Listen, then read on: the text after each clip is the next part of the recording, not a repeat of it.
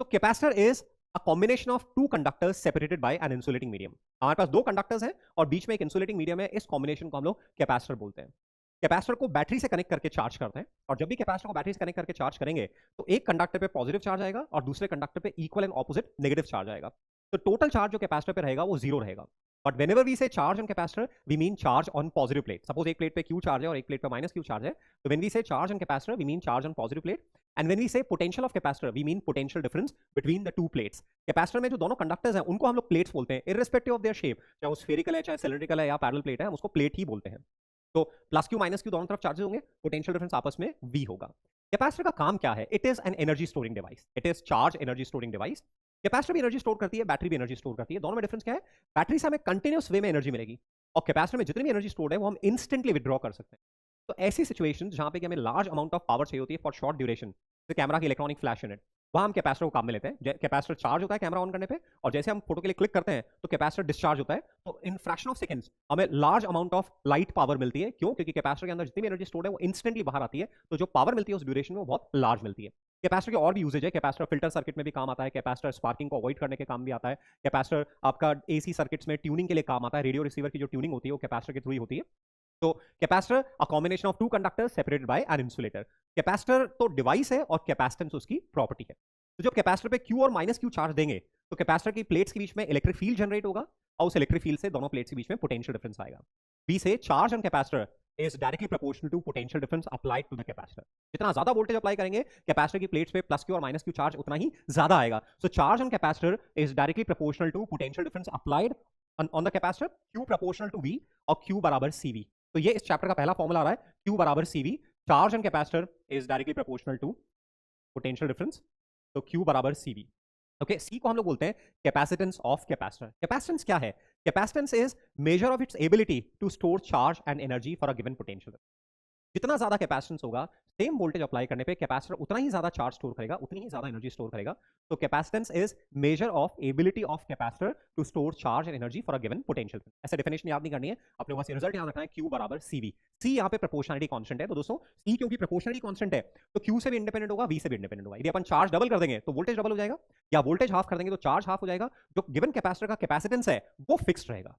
Capacitance किन पे dependent है? दोनों कंडक्टर्स के शेप, साइज और रिलेटिव पोजीशनिंग पे, कि एक दूसरे के बीच में गैप कितना है, शेप और साइज कैसा है, मतलब ज्योमेट्री कैसी है, प्लस बीच में इंटरवेनिंग मीडियम कौन सा भरा हुआ है, एयर है, वाटर है, कौन सा इंसुलेटिंग मीडियम है, वो हमें देखना है।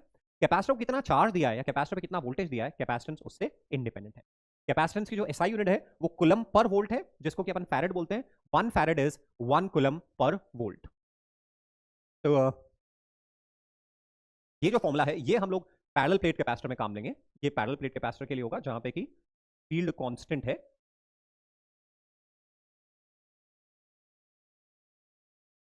पैरेलल प्लेट कैपेसिटर उसमें हम लोग काम लेंगे। तो Q equal CV, 1 farad 1 coulomb per volt.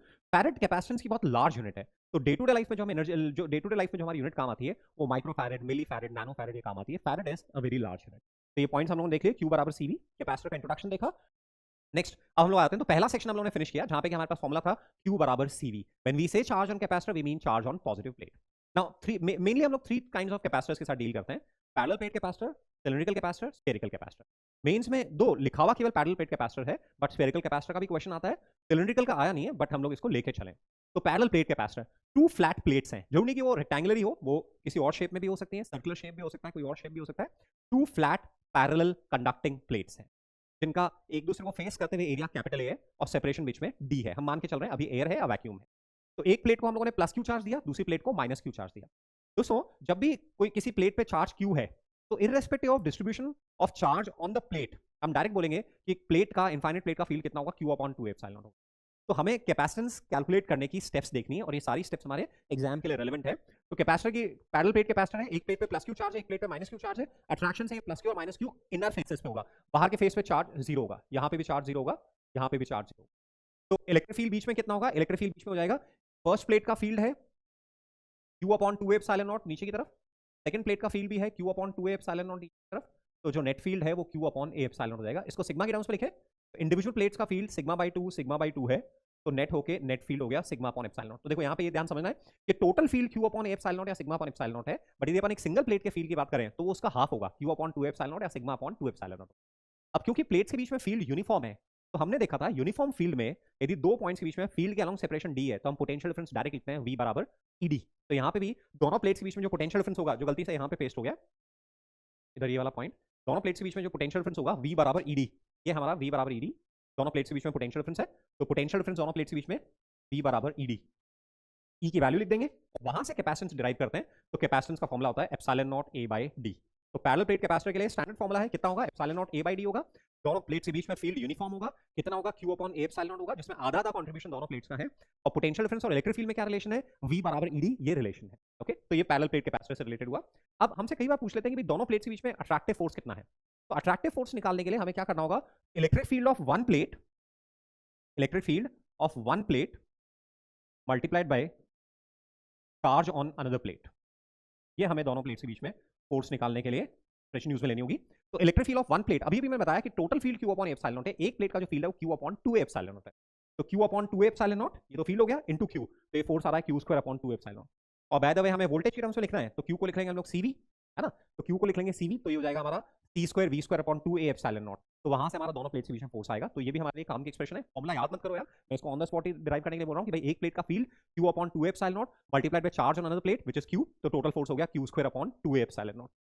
Okay, अब हम मान के चल रहे हैं कि प्लेट्स इनफाइनाइट डायमेंशन की है और ये अजम्पशन जस्टिफाइड है कि प्लेट्स के बीच में गैप बहुत छोटा है और मिडिल रीजन के अराउंड अपन काम कर रहे हैं। तो हम इनफाइनाइट प्लेट्स मान के चल रहे हैं, इसलिए कैपेसिटी प्लेट्स के बीच में फील्ड यूनिफॉर्म ले रहे हैं। और रियलिटी में जैसे जैसे एजेस पे जाएंगे चार्ज का डिस्ट्रीब्यूशन नॉन यूनिफॉर्म होने लगेगा और फील्ड लाइन स्ट्रेट इक्विडिस्टेंट नहीं होकर कर्व होने लगेंगी, उसको फ्रिंजिंग इफेक्ट बोलते हैं, that is called fringing effect. तो ये जो यहाँ पे फील्ड लाइंस कर्व हो रही है, this is called fringing effect. तो नाम ध्यान रखना है कि रियलिटी में प्लेट्स के बीच में फील्ड यूनिफॉर्म नहीं होगा, केवल मिडिल रीजन में फील्ड यूनिफॉर्म होगा, बाकी जैसे जैसे एजेस की तरफ जाएंगे फील्ड में नॉन यूनिफॉर्मिटी आने लगेगी, that is called fringing effect. But जब तक इसकी बात नहीं करी जाए हमें मान के चलना है कि कैपेसिटर की प्लेट्स के बीच में फील्ड यूनिफॉर्म है। दोस्तों यहाँ पे अपन एक और चीज सीख लें, बाय द वे यदि कैपेसिटर की दोनों प्लेट्स पे चार्ज इक्वल नहीं है, मान लीजिए एक प्लेट पे चार्ज Q1 है और दूसरी प्लेट पे चार्ज Q2 है, ये कैपेसिटर की दो प्लेट्स हैं और एक प्लेट पे चार्ज Q1 है और दूसरी प्लेट पे चार्ज Q2 है। ये हाइपोथेटिकल सिचुएशन है, रियलिटी में हमेशा बैटरी से कनेक्ट करके हम लोग चार्ज देंगे तो चार्ज इक्वल एंड ऑपोजिट ही होगा, बट सपोज किसी सिचुएशन में चार्ज Q1 और Q2 इमेजिनरी सिचुएशन, तो ऐसे में क्या होता है, देखिए ऐसे में हम कुछ रिजल्ट्स ध्यान रखेंगे। जो आउटर मोस्ट फेसेस होता है, on outer most faces charge on each outermost face, rather on each outermost face charge is sigma q by 2। तो यहां पे Q1 प्लस Q2 by 2, ये चार्ज इधर होगा, Q1 प्लस Q2, ये चार्ज इधर होगा। ये मान लीजिए प्लेट ए है और ये प्लेट बी है, आउटरमोस्ट फेसेस पे दोनों पे बराबर चार्ज होगा, कितना, टोटल डिवाइडेड बाय 2। अब on directly opposite faces, on directly opposite faces charges are always equal and opposite। जो डायरेक्टली ऑपोजिट फेसेस है वहां पे चार्जेस इक्वल एंड ऑपोजिट होगा, और ये रिजल्ट हमेशा होल्ड करेगा जब ये पैरेलल कंडक्टिंग प्लेट्स है, तो है ना। तो प्लेट ए आइसोलेटेड है, किसी और से कनेक्टेड नहीं है, तो यहाँ और यहाँ इक्वल एंड ऑपोजिट चार्ज होंगे, ऑलराइट। तो कितना होगा, Q1 में से इसको सबट्रैक्ट कर दो, तो यहाँ जो चार्ज आएगा वो Q1 माइनस Q2 by 2 आएगा, Q1 में से ये सबट्रैक्ट करोगे तो यहाँ Q1 माइनस Q2 by 2 आएगा, तो फिर इधर जो चार्ज होगा हो जाएगा माइनस ऑफ Q1 माइनस, ठीक है। तो इस तरह से चार्ज का डिस्ट्रीब्यूशन होगा, total divided by 2 outer most faces पे, इनर फेसेस पे इक्वल एंड ऑपोजिट चार्ज होगा। और वो कैसे निकालें, इस Q1 में से इसको सबट्रैक्ट करते हैं तो रिमेनिंग चार्ज इधर होगा, उसका इक्वल एंड ऑपोजिट इधर चार्ज आएगा। हम मान के चल रहे हैं Q1 Q2 से बड़ा है, bye the way Q1 Q2 से छोटा है, तो ये प्लेट पॉजिटिव हो जाएगी, ये नेगेटिव हो जाएगी। अब दोस्तों जो इस पॉइंट पे फील्ड है, जो कैपेसिटर के बीच के रीजन में फील्ड है, वो इफेक्टिवली केवल इन दोनों चार्जेस की वजह से आएगा। इन दोनों चार्जेस का फील्ड आपस में कैंसिल आउट हो जाएगा, तो दोनों प्लेट्स के बीच में जो पोटेंशियल डिफरेंस जनरेट हो रहा है वो इन दोनों चार्जेस की वजह से जनरेट हो रहा है। तो हम यहाँ पे इफेक्टिव चार्ज ऑन कैपेसिटर जो बोलेंगे, इफेक्टिव चार्ज ऑन कैपेसिटर, वो हम बोलेंगे Q बराबर Q1 माइनस Q। तो डिस्ट्रीब्यूशन करने के बाद में इनर फेसेस जो चार्ज आ रहा है that is called effective charge Q1 minus Q2 by 2। तो यदि हमें पोटेंशियल डिफरेंस चाहिए तो आप पोटेंशियल डिफरेंस लिख सकते हैं Q by C, Q है यहाँ पे Q1 minus Q2 by 2 upon C, ये दोनों प्लेट्स के बीच में पोटेंशियल डिफरेंस होगा, ठीक है। यदि हमें यहाँ पे केवल इलेक्ट्रिक फील्ड निकालना है तो फिर हमें डिस्ट्रीब्यूशन करने की जरूरत नहीं है। यदि हमें एक प्लेट का दूसरी प्लेट पे फोर्स निकालना है तो भी डिस्ट्रीब्यूशन करने की जरूरत नहीं है। फर्स्ट प्लेट फील्ड प्रोड्यूस करेगी Q1 अपॉन 2 एप्सिलॉन नॉट, दूसरी प्लेट फील्ड प्रोड्यूस करेगी Q2 अपॉन 2 एप्सिलॉन नॉट, तो नेट फील्ड हो जाएगा दोनों सबट्रैक्ट होकर Q1 minus Q2 upon 2 epsilon not. But जब हमें कैपेसिटर पे इफेक्टिव चार्ज बोलना है तो फिर हमें डिस्ट्रीब्यूशन करना होगा। तो कैपेसिटर पे इफेक्टिव चार्ज होगा Q1 माइनस Q2/2। टाइम की लिमिटेशन की वजह से मैं डेरिवेशन को अवॉइड कर रहा हूं, मैं डायरेक्ट रिजल्ट इंट्रोड्यूस कर रहा हूं कि आउटर मोस्ट फेसेस पे टोटल डिवाइडेड बाय 2 चार्ज होगा, इनर फेसेस पे इक्वल एंड ऑपोजिट चार्ज होगा। निकालना कितना होगा, तो Q1 में से इसको सबट्रैक्ट कर दो तो अंदर वाला चार्ज आ गया, उसका इक्वल एंड ऑपोजिट इधर होगा। ये जो अंदर वाले चार्जेस हैं यही कैपेसिटर पे इफेक्टिव चार्ज है, तो यहाँ कैपेसिटर पे इफेक्टिव चार्ज होगा Q1 माइनस Q2/2। वोल्टेज कितना होगा, Q1 minus Q2/2 by capital C हो जाएगा। कैपेसिटेंस में कोई फर्क नहीं पड़ेगा, वो सेम रहेगा। तो एक स्टैंडर्ड सिचुएशन है कि दोनों प्लेट्स को आपने एक वायर से कनेक्ट कर रखा है एंड द कैपेसिटी, तो कैपेसिटेंस कितना होगा इसका, कैपेसिटी या कैपेसिटेंस एक ही बात है। तो गाइस क्योंकि दोनों कंडक्टिंग प्लेट्स एक वायर से कनेक्टेड है, तो यहाँ पे इररिस्पेक्टिव ऑफ चार्ज गिवन, कितना भी चार्ज दो यहाँ पे, पोटेंशियल डिफरेंस हमेशा जीरो रहेगा। तो C इज Q/V, तो जो Q/V है वो इन्फिनिटी को अप्रोच करेगा, तो हम बोलेंगे इस सिस्टम की कैपेसिटेंस कितनी है, इनफाइनाइट है। तो पैरेलल प्लेट कैपेसिटर बेस्ड अपन ने क्वेश्चंस किए। अब आ जाता है अपन स्फेरिकल एंड सिलिंड्रिकल कैपेसिटर पे। स्फेरिकल कैपेसिटर में हमारे पास दो कॉन्सेंट्रिक कंडक्टिंग स्फीयर्स हैं, एक ये है और दूसरा ये है। इधर रेडियस A है, इधर रेडियस B। इनर प्लेट हमारी पॉजिटिव रहेगी, तो इनर प्लेट पे प्लस Q चार्ज रहेगा, इनर प्लेट पे प्लस Q चार्ज है, आउटर प्लेट पे हमारा माइनस Q चार्ज रहेगा। तो इस तरह से चार्ज का डिस्ट्रीब्यूशन, जो भी फील्ड लाइंस है वो दोनों के बीच में रहेगी। तो यहाँ पे इस तरह से प्लस Q से माइनस Q की तरफ ऐसे रेडियल फील्ड लाइंस होंगी। फील्ड केवल दोनों प्लेट्स के बीच में है, तो जो फील्ड की वैल्यू है, इलेक्ट्रिक फील्ड जो है वो Q/4πε0 r²। This is between A and B। इस रीजन में फील्ड इतना होगा। और यदि R लेस देन A में देखें, R लेस देन A में देखें या R greater than equal to B में देखें, इलेक्ट्रिक फील्ड जीरो है। तो यहाँ दोनों प्लेट्स के बीच में इलेक्ट्रिक फील्ड है वो 1/r² के साथ वेरी कर रहा है। पैरेलल प्लेट के कैपेसिटर में इलेक्ट्रिक फील्ड कांस्टेंट था, और यहाँ दोनों प्लेट्स के बीच में इलेक्ट्रिक फील्ड 1/r² से वेरी कर रहा है। यहाँ इलेक्ट्रिक फील्ड जीरो है, यहाँ इलेक्ट्रिक फील्ड जीरो है, केवल फील्ड जो है दोनों प्लेट्स के बीच में है। जो हम कैपेसिटर का रीजन बोल रहे हैं, तो इस रीजन को अपन रेफर कर रहे हैं। तो ये इलेक्ट्रिक फील्ड हो गया। पोटेंशियल डिफरेंस निकालेंगे और वहां से कैपेसिटेंस कैलकुलेट करेंगे, तो जो C की वैल्यू आएगी, ये हमें फॉर्मूला याद रखना है, 4πε0 AB/B-A। तो पैरेलल प्लेट कैपेसिटर का जो कैपेसिटेंस होगा वो 4πε0 AB/B-A के बराबर होगा। दोस्तों यदि हमारे पास एक सिंगल कंडक्टर है तो उसको भी हम एक कैपेसिटर बोल सकते हैं।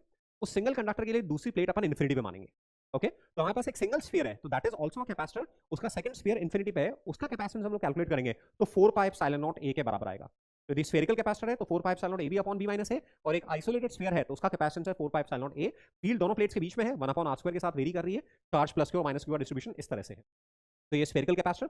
अब हम बात करते हैं सिलिंड्रिकल कैपेसिटर में। तो सिलिंड्रिकल कैपेसिटर में हमारे पास टू कोएक्सियल कंडक्टिंग सिलेंडर्स हैं, two coaxial conducting long cylinders हैं।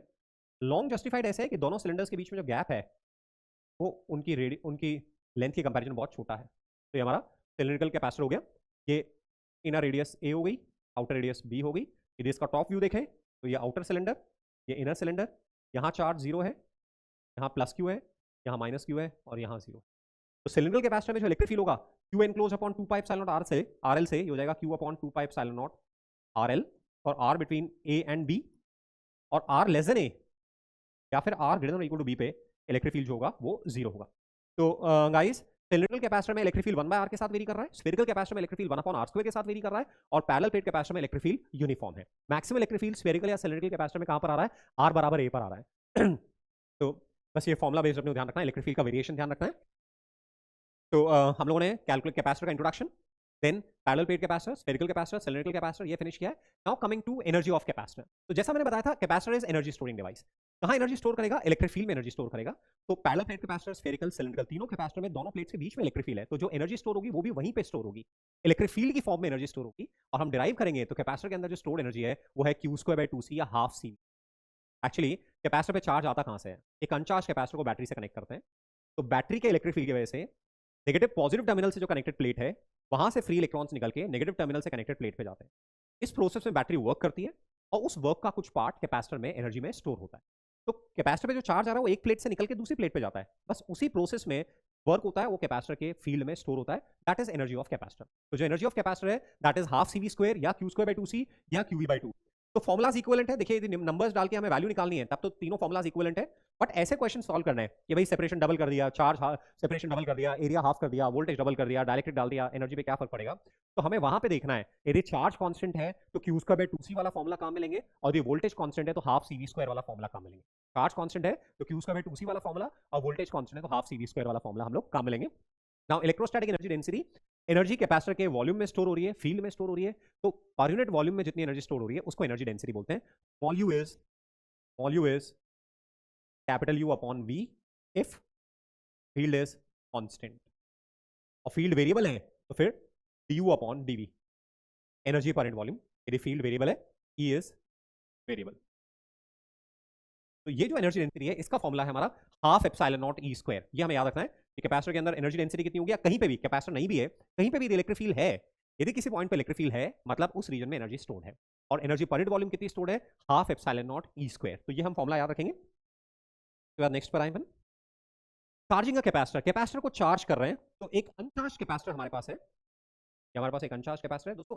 Parallel plate capacitor, spherical cylinder या कोई और कैपेसिटर हो, स्कीमेटिक सिंबल उसका ऐसा ही है, अपन फेमिलियर है, ऐसे दो लाइंस बनाते हैं। ये हमारा पैरेलल प्लेट कैपेसिटर, ये कैपेसिटर है, तो एक बैटरी से कनेक्ट कर रहे हैं, स्विच ओपन है, अब ये न्यूट्रल है, यहाँ पे स्विच ई है। जैसे ही स्विच क्लोज करेंगे तो कैपेसिटर पे चार्ज इंक्रीज होता जाएगा, इंक्रीज होता जाएगा, तब तक इंक्रीज होता जाएगा जब तक कि कैपेसिटर की प्लेट्स के अक्रॉस पोटेंशियल बैटरी के पोटेंशियल के बराबर नहीं हो जाए। तो इक्विलिब्रियम में ये जो प्लेट ए और बी है इनके बीच में पोटेंशियल डिफरेंस ई के बराबर हो जाएगा। ये प्लेट पॉजिटिव होगी क्योंकि बैटरी के पॉजिटिव टर्मिनल से कनेक्टेड है, ये प्लेट नेगेटिव होगी क्योंकि नेगेटिव टर्मिनल। यहाँ पे चार्ज सी होगा, यहाँ चार्ज माइनस सी, टोटल चार्ज जीरो। ठीक है, तो this is the charging of capacitor. Battery से कनेक्ट करके हम लोग चार्जिंग कर रहे हैं। इस प्रोसेस में बैटरी ने कितना वर्क किया, तो बैटरी ने जो वर्क किया वो होता है charge phloem through the battery multiplied by EMF Q into delta we. तो जो बैटरी वर्क कर रही है वो कर रही है Q E, which is Q की वैल्यू सी स्क्वायर, तो this is work done by battery. अब कैपेसिटर में इनिशियली एनर्जी जीरो थी और बाद में एनर्जी हाफ सी स्क्वायर हो गई, तो कैपेसिटर में जो एनर्जी स्टोर हुई वो डिफरेंस जो आया वो हाफ सी स्क्वायर आया। तो दोस्तों क्या करते हैं, जितना एनर्जी दे रहे हैं बैटरी के थ्रू वो एनर्जी चेंज करने का काम आ रही है कैपेसिटर के, प्लस रिमेनिंग एनर्जी लूज हो रही है, लॉसेज हैं H. Energy given to the capacitor is equal to energy stored by the capacitor plus losses. तो ये है सी स्क्वायर, ये है हाफ सी स्क्वायर, तो जो एनर्जी लॉसेज आ रहे हैं वो आ रहा है हाफ सी स्क्वायर। तो जब भी एक अनचार्ज कैपेसिटर को बैटरी से कनेक्ट करके चार्ज करेंगे तो ऐसे में जितना बैटरी एनर्जी दे रही है उसकी 50% एनर्जी कैपेसिटर में स्टोर हो रही है, और रिमेनिंग 50% एनर्जी हीट और इलेक्ट्रोमैग्नेटिक वेव्स की फॉर्म में लूज हो रही है। ध्यान रहे ये 50-50% का डिवीजन तभी है जबकि कैपेसिटर इनिशियली अनचार्ज है। यदि कैपेसिटर पे इनिशियली कुछ चार्ज है और फिर हम बैटरी से कनेक्ट कर रहे हैं तो ऐसे केस में 50-50% नहीं होगा, है ना, तब फिर कुछ और होगा। बट जब भी कैपेसिटर को चार्ज करेंगे बैटरी के थ्रू कनेक्ट करके तो एनर्जी में लॉस आएगा, और यदि अनचार्ज कैपेसिटर है तो 50% एनर्जी जो बैटरी ने दी वो स्टोर हो रही है, और 50% एनर्जी हीट और इलेक्ट्रोमैग्नेटिक वेव्स की फॉर्म में लूज हो रही है। ओके, तो this is charging a capacitor, battery से कनेक्ट करके हम लोग चार्ज कर रहे हैं। यदि चार्ज कैपेसिटर हमारे पास है और उस चार्ज कैपेसिटर के दोनों प्लेट्स को हम आपस में कनेक्ट कर दें, ऐसे में जितना कैपेसिटर पे चार्ज है वो वैनिश हो जाएगा क्योंकि प्लस क्यू माइनस क्यू आपस में नलीफाई कर देंगे, है ना। तो जितनी कैपेसिटर में स्टोर्ड एनर्जी है वो हमें बाहर मिल जाएगी। तो यदि डेल्टा टी टाइम में कैपेसिटर की डिस्चार्जिंग हो रही है तो हम बोलेंगे एवरेज पावर कितनी है, energy release upon delta T. तो ये कोई फॉर्मुला नहीं है, ये अपन ऑन द स्पॉट बना सकते हैं। कैपेसिटर में जितनी एनर्जी स्टोर्ड है half C square upon delta T, this is the average power given by the capacitor in that duration delta T. तो ये हम लोगों ने कैपेसिटर की चार्जिंग से रिलेटेड पॉइंट देखे। अब देखिए कुछ क्वेश्चन ऐसे होते हैं कि कैपेसिटर की प्लेट्स के बीच में सेपरेशन डबल कर रहे हैं, तो इलेक्ट्रिक फील्ड पे क्या इफेक्ट आएगा, फोर्स पे क्या इफेक्ट आएगा, चार्ज पे क्या इफेक्ट आएगा, इस तरह का करना है, कीपिंग चार्ज कांस्टेंट और कीपिंग वोल्टेज कांस्टेंट। तो गाइस यदि हमने बैटरी कनेक्ट कर रखी है और फिर चेंजेस कर रहे हैं कैपेसिटर में तो वोल्टेज विल रिमेन कांस्टेंट, और यदि बैटरी डिस्कनेक्ट करके फिर हम चेंजेस कर रहे हैं then charge will remain constant. यदि बैटरी कनेक्टेड है और चेंजेस कर रहे हैं तो वोल्टेज विल रिमेन कांस्टेंट, और बैटरी डिस्कनेक्ट करके चेंजेस कर रहे हैं तो फिर charge will remain constant. Okay, तो मान लीजिए जैसे अपन ने एक कैपेसिटर है और बैटरी से कनेक्टेड है,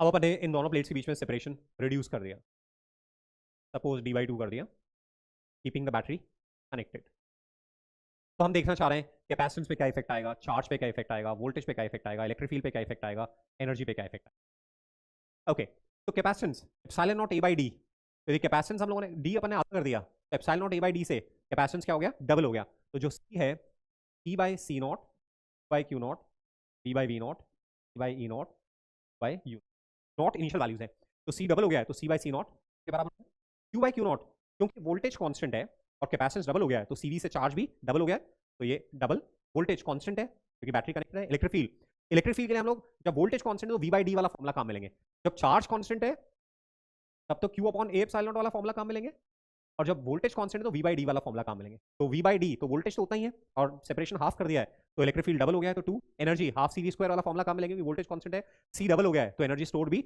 डबल हो गई है। तो ये वेरियस पैरामीटर्स का रेशो आ रहा है।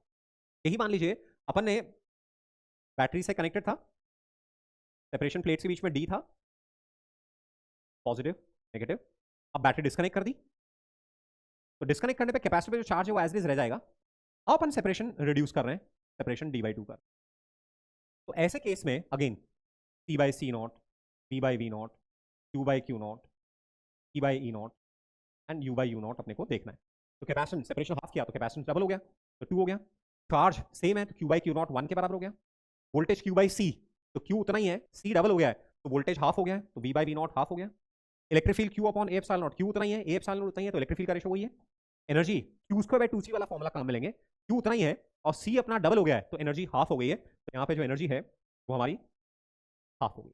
Q²/2C, C डबल हुआ है इसलिए एनर्जी हाफ हो गई है। तो ये स्टैंडर्ड क्वेश्चन है कि कैपेसिटर में चेंजेस कर रहे हो या तो बैटरी कनेक्टेड रखे या बैटरी डिस्कनेक्ट करके। बैटरी कनेक्टेड करके चेंजेस कर रहे हो तो फिर वोल्टेज कांस्टेंट रहेगा, और बैटरी डिस्कनेक्ट करके यदि चेंजेस कर रहे हो तो फिर उस केस में चार्ज हमारा कांस्टेंट है।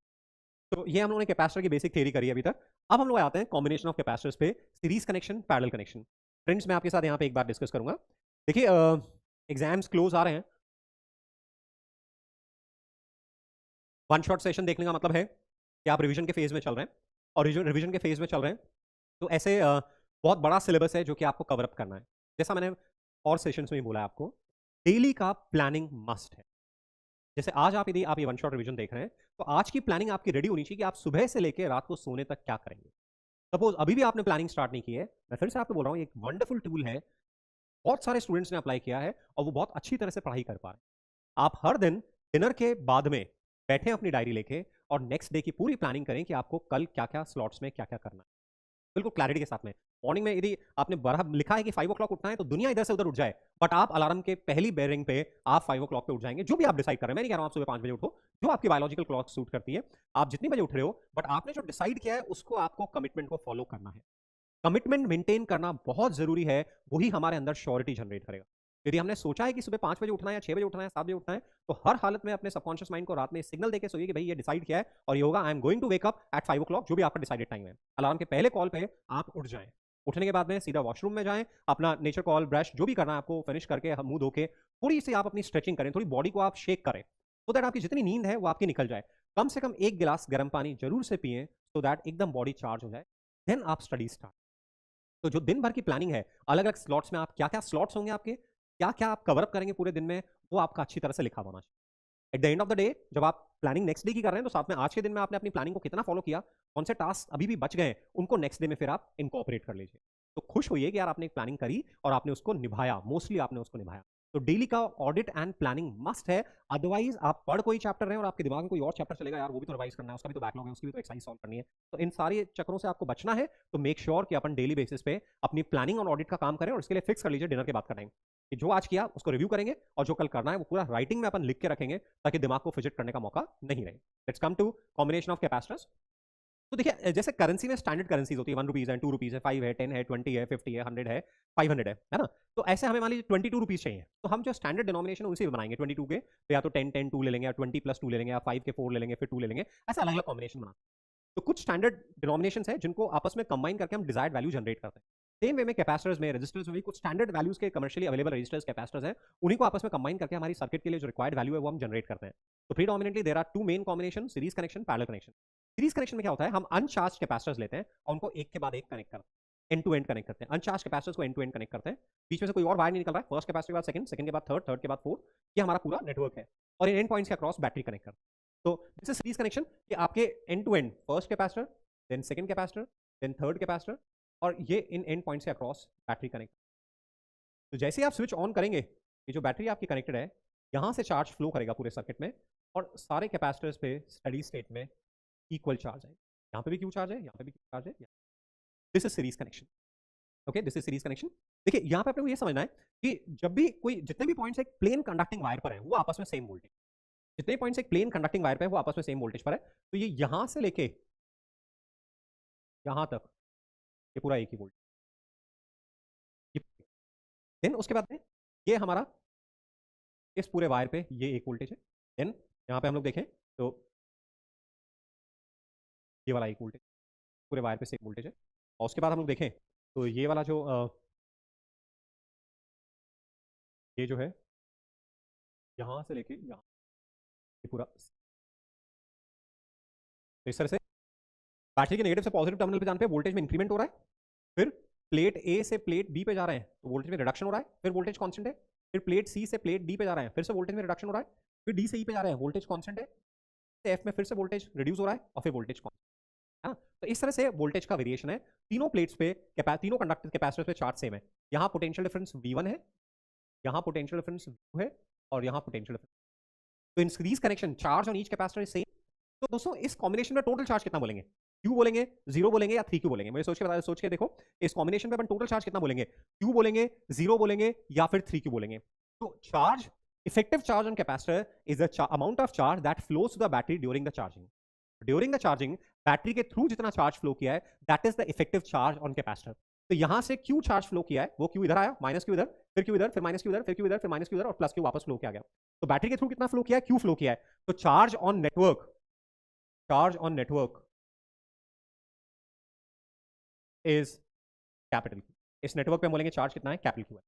अब इस नेटवर्क को हम रिप्लेस कर रहे हैं एक सिंगल कैपेसिटर से, सेम बैटरी से हम कनेक्ट कर रहे हैं। तो सेम बैटरी से कनेक्ट करने पे यदि यहां पे भी सेम चार्ज क्यू आ रहा है तो हम बोलेंगे ये जो सिंगल कैपेसिटर है ये सिस्टम का इक्विवेलेंट है।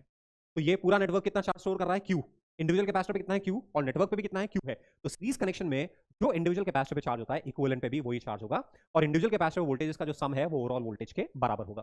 तो गाइस यहाँ पे क्या हो रहा है? चार्ज सब जगह सेम है और जो वोल्टेज का सम है वो ओवरऑल वोल्टेज के बराबर है। V1 plus V2 plus V3 बराबर and Q equal CV। Q same है तो यहाँ पे जो वोल्टेज है कैपेसिटर 1/C के प्रोपोर्शनलिटी में, इसलिए V1 is to V2 is to V3 is 1/C1 is to 1/C2 is to 1/C3। ये वोल्टेज का रेशियो रहेगा। जो इक्विवेलेंट कैपेसिटेंस है वो जाएगा 1/C बराबर 1/C1 plus 1/C2 plus 1/C3। तो reciprocal of equivalent capacitance is equal to sum of reciprocals of individual capacitance. The reciprocal of equivalent capacitance is equal to sum of reciprocal of equivalent capacitance is equal to sum of reciprocals of individual capacitances 1/C बराबर 1/C1 plus 1/C2 and so on। इस summation की खास बात क्या है?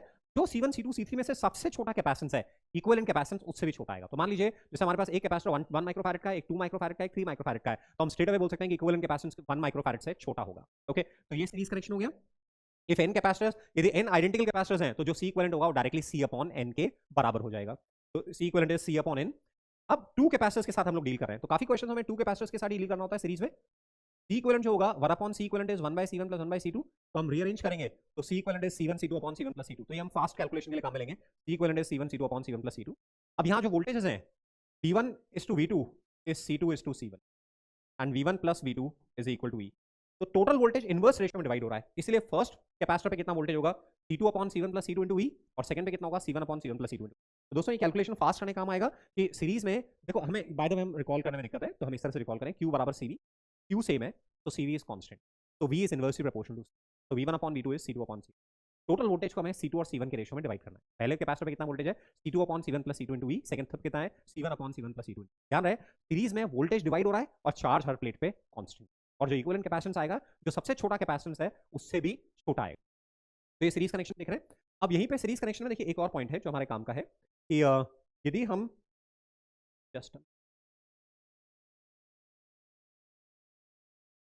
यदि हम हमारे पास एक कैपेसिटर है, ये हमारे पास सपोज एक कैपेसिटर है और इस कैपेसिटर के बीच में यदि हम एक थिन मेटालिक फॉइल इंसर्ट कर दें, हम इस कैपेसिटर के बीच में एक थिन मेटालिक फॉइल इंसर्ट कर दें, ये अपने थिन मेटालिक फॉइल इंसर्ट कर दी, सपोज यहां से x दूरी पर, ये d माइनस एक्स हो गई। ऐसे में यहां पे ये प्लस क्यू चार्ज था, यहाँ ये माइनस क्यू था, तो इंडक्शन इफेक्ट से फ्रेंड्स यहां पे माइनस क्यू आएगा और यहाँ पे प्लस क्यू आएगा। तो ये हमारा जो कैपेसिटर है ये दो इंडिविजुअल कैपेसिटर में डिवाइड हो जाएगा, फर्स्ट कैपेसिटर और ये सेकंड कैपेसिटर। यहाँ प्लेट सेपरेशन x हो गया, यहाँ plate separation d minus x. और कैपेसिटेंस की वैल्यू वही रहेगी। यदि थिन मेटालिक फॉइल है तो इनका इक्विवेलेंट निकालेंगे तो वापस से ओरिजिनल के बराबर हो जाएगा। सेम स्फेरिकल कैपेसिटर में, यदि स्फेरिकल कैपेसिटर में मान लीजिए हमारे दोनों स्फीयर्स हैं और बीच में हम स्फीयर्स के पैरेलल यदि एक थिन मेटालिक शेल इंसर्ट कर दें, थिन मेटालिक शेल इंसर्ट कर दिए, तो ऐसे में ये कैपेसिटर बन गया C1, ये दूसरा कैपेसिटर बन गया C2, और जो इक्विवेलेंट कैपेसिटेंस होगा उतना ही रहेगा, उस पर कोई फर्क नहीं पड़ेगा। तो यदि प्लेट्स के पैरेलल आप एक थिन मेटालिक फॉइल इंसर्ट कर रहे हो प्लेट्स के parallel, then capacitor remains unaffected और हमारा कैपेसिटर दो कैपेसिटर्स में डिवाइड हो जाता है जो आपस में सीरीज में है। ये कॉन्सेप्ट कैसे काम आएगा? ये कॉन्सेप्ट ऐसे काम आएगा, मान लीजिए जैसे आपने को यहाँ पे ये इस तरह से 4 स्फीयर्स गिवन है, radius A B C D, हमें फर्स्ट स्फीयर और लास्ट स्फीयर के बीच में कैपेसिटेंस, ठीक है, ये 4 स्फीयर्स हैं A B C D, और हमें फर्स्ट और लास्ट के बीच में कैपेसिटेंस बताना है। तो हमारा कॉन्सेप्ट काम आएगा कि यार इन दोनों शेल्स का कोई मतलब ही नहीं है। यदि radius A B C D है तो B और C फॉइल्स को हटा दो, कैपेसिटेंस कितना होगा 4 pi epsilon not AD upon D minus A, बीच वाले दोनों शेल्स का कोई मतलब नहीं है। ऐसे मान लीजिए ये हमारे पास पैरेलल प्लेट कैपेसिटर है और ये तीन प्लेट्स हैं और बीच में एक प्लेट, ये मतलब 3 प्लेट्स हैं इस तरह से, तो ये सेपरेशन D1 है और ये सेपरेशन D2 है, तो इस बीच वाली प्लेट का कोई मतलब नहीं है। आप डायरेक्टली यहाँ पे बोल दोगे कि कैपेसिटेंस कितना होगा epsilon naught A upon D1 plus D2 के बराबर हो। यदि कैपेसिटी प्लेट्स के बीच में एक थिन मेटालिक फॉइल इंसर्ट कर दें तो कैपेसिटेंस में कोई फर्क नहीं पड़ेगा और वो थिन मेटालिक फॉइल कैपेसिटर को दो कैपेसिटर्स में डिवाइड कर देगी जो कि आपस में सीरीज में होंगे। तो ये अंडरस्टैंडिंग हमारे क्वेश्चन सॉल्विंग में काम आएगी। अब आ जाते हैं हम पैरेलल प्लेट कनेक्शंस में। तो पैरेलल में क्या हो रहा है, जितने भी डिवाइसेस पैरेलल में है वो सारे डिवाइसेस सेम एंड पॉइंट्स के अक्रॉस कनेक्टेड है। All the devices connected in parallel are across same end points. तो ऐसे केस में हर डिवाइस के अक्रॉस वोल्टेज सेम हो। तो ये हमारा कैपेसिटर C1 है, ये हमारा कैपेसिटर C2 है और ये हमारा कैपेसिटर C है। तीनों हमारे सेम एंड पॉइंट्स बीच में कनेक्टेड है।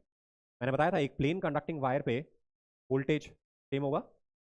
ये मान लीजिए यहाँ पे मैंने बैटरी लगा रखी है, तो ऐसे में ये यहाँ से लेके ये पूरे वायर्स, ये जो वायर है प्लेन वायर है, वायर्स पे ये प्लेट इंक्लूडिंग दीज प्लेट्स ये आपस में सेम। और ऐसे इधर वाली प्लेट्स ले लें, ये वाला ले लें अपन, ये पूरा वायर, ये प्लेट, ये वायर, ये प्लेट, बैटरी कनेक्ट, ये पूरा आपस में सेम वोल्टेज। अपन देख रहे हैं पर भी इतना वोल्टेज, इतना इधर यहाँ पे भी इतना। तो ये सर्किट्स की एक इंपॉर्टेंट प्रॉपर्टी है, जितनी भी डिवाइसेस सेम एंड पॉइंट्स होगी उन पे वोल्टेज सेम हो, और जितनी भी devices end to end connect होगी, first device then second then third, और बीच में से कोई वायर नहीं निकल रहा है, तो वो आपस में सीरीज में हो।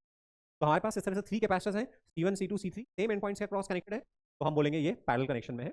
यहाँ से जो चार्ज आएगा 3 पार्ट्स में डिवाइड होगा, इधर Q1 आ रहा है, इधर Q2 आ रहा है और इधर 3 आ रहा है। इधर से यदि Q चार्ज फ्लो किया है, बैटरी के थ्रू Q फ्लो किया है, तो Q1 Q2 Q3, तो Q बराबर Q1 plus Q2 plus Q3। तो हम बोलेंगे ये नेटवर्क कितना चार्ज स्टोर कर रहा है, Q1 plus Q2 plus Q3 इतना चार्ज स्टोर कर रहा है, Q1 plus Q2 plus Q3। अब इक्विवेलेंट कैपेसिटर का क्या मतलब है, सेम बैटरी कनेक्ट करें और ये सिंगल कैपेसिटर यदि सेम चार्ज स्टोर कर रहा है तो हम बोलेंगे जो सिंगल कैपेसिटर इस सिस्टम का इक्विवेलेंट है। ऑलराइट, तो Q बराबर Q1 plus Q2 plus Q3, Q1 होगा C, देखिए यहाँ तीनों पे वोल्टेज किसके बराबर है, बैटरी के वोल्टेज के बराबर। तो Q1 होगा C1E, Q2 होगा C2E, Q3 होगा C3, तो टोटल हो गया C1 plus C1E C2E C3, और ये होगा C इक्विवेलेंट इनटू E, तो यहाँ से हमारा इक्विवेलेंट कैपेसिटेंस का फॉर्मूला आ जाएगा C1 plus C2 plus C3 and so on.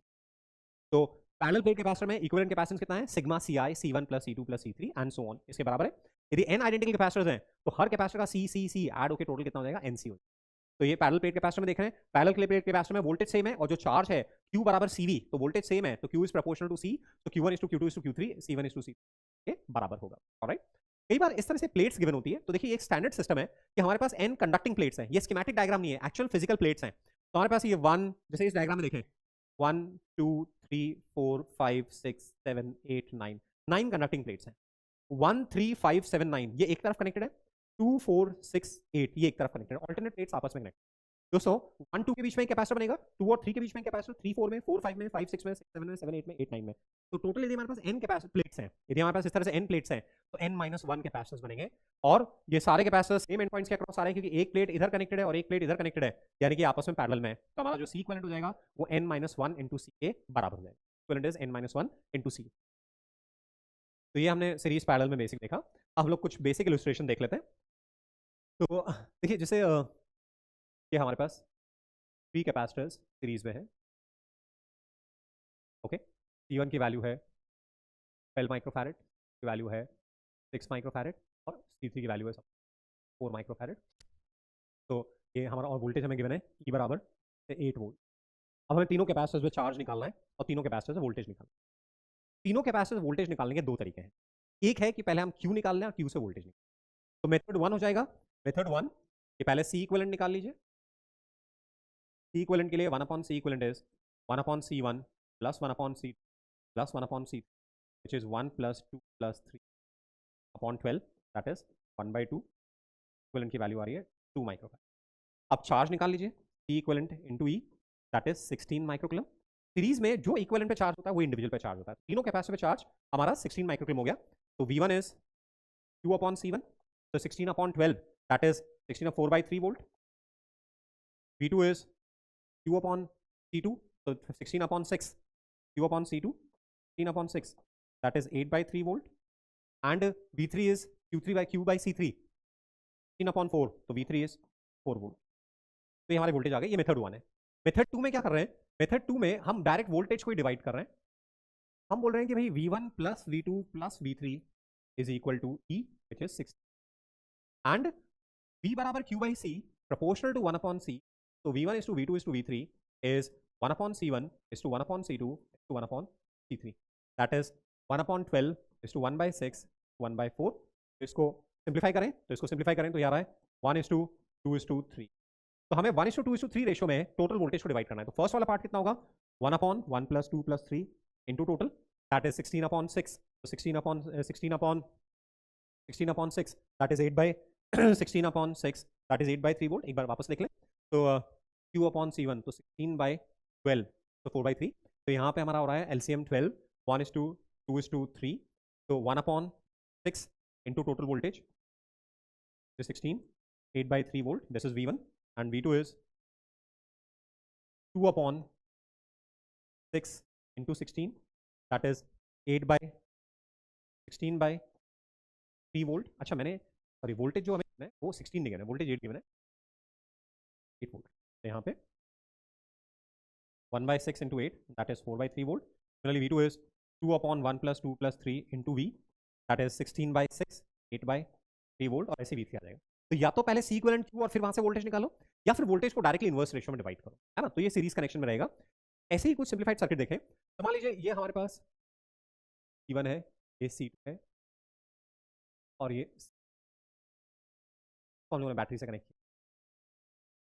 C1 की वैल्यू मान लीजिए 10 माइक्रोफैरड है, वैल्यू 40 माइक्रोफैरड की वैल्यू सब माइक्रोफैरड की वैल्यू 20। तो देखिए ना, ये आप समझने की कोशिश करिए कि हमारे पास यहाँ सर्किट में कैपेसिटर्स की दो ब्रांचेस हैं, एक ऊपर वाली ब्रांच है और एक नीचे वाली ब्रांच, और दोनों ए और बी के अक्रॉस कनेक्टेड है। तो वोल्टेज C1 C2 में मिला के उतना ही आ रहा है जितना C3 पे है। वो कितना आ रहा है? 20 वोल्ट आ रहा है। मतलब ये आपने को फील करना है कि V1 प्लस V2 हाँ वोल्टेज प्लस यहाँ वोल्टेज वो V3 के V1 प्लस V2 बराबर V3। V1 प्लस V2 हमारा V3 के बराबर है क्योंकि सेम एंड पॉइंट्स के अक्रॉस है। ये वाली ब्रांच और ये वाली ब्रांच सेम एंड पॉइंट्स के अक्रॉस है और एंड पॉइंट्स के बीच में वोल्टेज कितना है? E। तो V1 प्लस V2 हमारा V के बराबर है, V3 के बराबर, V3 कितना है? E के बराबर है। फिर ये दोनों सीरीज में है और इसके साथ ये पैरेलल में है। मतलब हम बोलेंगे C1 सीरीज C2 और ये दोनों C3 के साथ में पैरेलल में है। ये हमारा C। तो C1 सीरीज C2 तो 40 into 10 upon 40 plus 10 and plus C3 value हमारी 2 तो हो गया 400 upon 58 8 plus 2 10 माइक्रोफैरड। ऑलराइट, तो हमारा C इक्विवेलेंट आ रहा है। यदि हमें V1 V2 चाहिए तो आप directly V1 upon V2 is C2 upon C1 that is 40 upon 10 this is 4:1 so V1 is 4 upon 4 plus 1 2E that is 5 4 16 volt and V2 is 4 volt. V3 हमारा direct आ रहा है, डायरेक्ट रीड कर पा रहे हैं हम लोग 20 वोल्ट। सर्किट में जितने elements end to end connected है वो आपस में सीरीज में और सेम एंड पॉइंट्स के अक्रॉस जो ब्रांचेस कनेक्टेड है वो आपस में पैरेलल में। ये अपने देखा यहाँ पे। और भी तरीके हो सकते हैं मैनिपुलेट करने का, ये जस्ट मैंने एक तरह से कराया आपको। तो सीरीज और पैरेलल कॉम्बिनेशन हम लोगों ने फिनिश किया। मोस्टली डायरेक्ट एप्लीकेशन के क्वेश्चंस हैं। नाउ नेक्स्ट आ जाते हैं rewiring of two charge capacitors. तो rewiring of two charge capacitors, हमने एक कैपेसिटर को V1 वोल्टेज से चार्ज किया, दूसरे कैपेसिटर को V2 वोल्टेज से चार्ज किया और फिर दोनों को आपस में कनेक्ट कर रहे हैं। कनेक्शन करने के दो तरीके हैं तो गाइस, या तो लाइक प्लेट्स को आपस में कनेक्ट कर रहे हैं या अनलाइक प्लेट्स को आपस में connect. Like plates plus plus आपस में कनेक्ट हो रही है, माइनस माइनस आपस में कनेक्ट। अनलाइक प्लस और माइनस एंड माइनस और प्लस आपस में कनेक्ट हो रही है। दोस्तों जेईई मेंस में ढेरों क्वेश्चंस इस सेक्शन से हैं जिसमें कि अपन रीवायरिंग ऑफ कैपेसिटर्स कर रहे हैं, है ना। तो ऐसे में क्या होगा, जैसे ही कनेक्ट करेंगे तो कनेक्ट करते ही दोनों कैपेसिटर पे जो वोल्टेज है वो हमारा सेम हो जाएगा क्योंकि दोनों सेम एंड पॉइंट्स के बीच में आ रहे हैं। तो आपस में चार्जेस का डिस्ट्रीब्यूशन होगा और चार्जेस के डिस्ट्रीब्यूशन से दोनों पे वोल्टेज सेम हो जाएगा। तो let the common voltage be V। अब टोटल चार्ज कंजर्व रहेगा। ये दोनों प्लेट्स आपस में कनेक्ट हो रही हैं, तो इन पे इनिशियल चार्ज और इन पे फाइनल चार्ज बराबर होगा। तो इनिशियल चार्ज कितना है? इनिशियल चार्ज है C1V1 plus C, final charge कितना है? C1V plus C। तो यहाँ से कॉमन वोल्टेज आ रहा है C1V1 plus C2V2 upon C।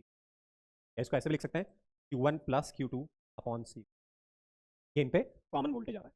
पहले वाले कैपेसिटर पे नया चार्ज कितना आया? Q1 dash is C1V। दूसरे वाले पे कितना आया? Q2 dash C2V। तो चार्जेस का रेशो क्या रहा? Q1 dash upon Q2 dash is C1 upon C।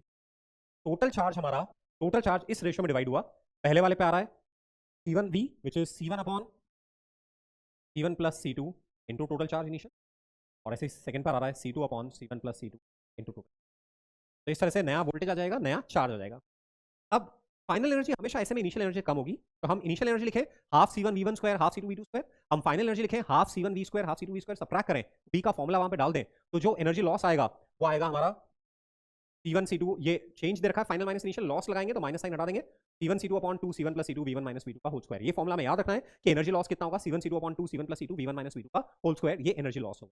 तो हमेशा एनर्जी लॉस होगा इन केस अनलाइक प्लेट्स आपस में कनेक्ट कर रखी हैं। तो दोस्तों इन फॉर्मुलाज में जहां पे अपने कॉमन वोल्टेज लिखा C1V1 plus C2V2 upon C1 plus C2, इसमें से एक वोल्टेज नेगेटिव आएगा और उसका मॉड ले लेंगे तो ये हमारा कॉमन वोल्टेज आ जाएगा। ऐसे ही ये एनर्जी लॉस में V1 V2 में से एक नेगेटिव वैल्यू आएगी, तो नेगेटिव नेगेटिव मिलकर पॉजिटिव हो जाएगी, तो एनर्जी लॉस ज्यादा होगा। तो प्लस प्लस को आपस में कनेक्ट करें, माइनस माइनस को आपस में कनेक्ट करें, इसमें जितना एनर्जी लॉस होगा इससे ज्यादा एनर्जी लॉस तब होगा जब आप प्लस और माइनस को आपस में कनेक्ट करेंगे। तो this is rewiring of charge capacitors. Bye the वे दोनों कैपेसिटर्स को आपस में आपने कनेक्ट किया और चार्जेस का रिडिस्ट्रीब्यूशन हो ही नहीं रहा, एनर्जी लॉस हो ही नहीं रहा। ऐसा कब होगा? जबकि कैपेसिटर्स इनिशियली सेम वोल्टेज पर है, यानी कि Q1 upon C1 Q2 upon C2 के बराबर है, तो रीवायरिंग करने पे कोई चार्ज फ्लो नहीं करेगा, एनर्जी का लॉस नहीं होगा। तो एक इंपॉर्टेंट सेक्शन है। तो this is rewiring of capacitors, ये हम लोगों ने देख लिया। Now Wheatstone bridge. तो डीसी सर्किट्स में हम लोग फेमिलियर हैं, हमारे पास 5 कैपेसिटर्स का कॉम्बिनेशन है, C1 C2 C3 C4 and C5, है ना? ये बीच वाले कैपेसिटर को C5 बोल रहे हैं। तो ध्यान रहे ऊपर एक ये C1 C2 का नेटवर्क है, नीचे C3 C4 है, ये हमारा रेक्टेंगल बन रहा है C1 C2। अब एक डायगोनल के अक्रॉस यहां पे बैटरी कनेक्ट कर रहे हैं, इधर यदि हम बैटरी कनेक्ट कर रहे हैं तो इधर फिफ्थ कैपेसिटर, या इधर बैटरी कनेक्ट करेंगे इधर फिफ्थ कैपेसिटर।